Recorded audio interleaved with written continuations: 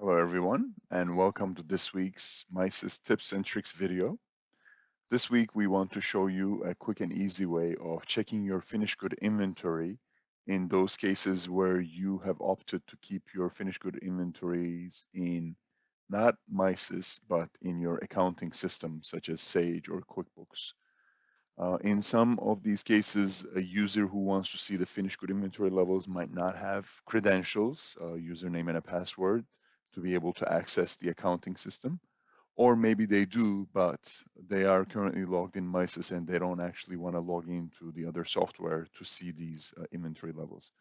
There is an easy way to do that in MISys. However, first you need to make sure that in your master files, locations, your locations are mapped correctly with your Sage or QuickBooks locations.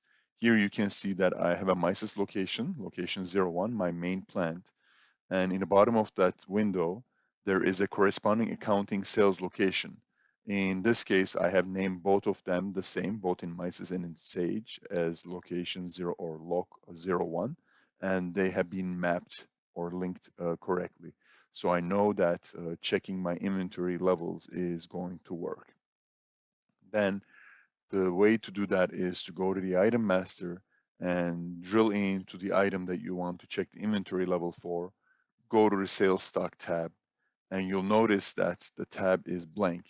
However, there is a go button here, and when you click on that button, MISys will connect to Sage, draw that information, and present it to you here.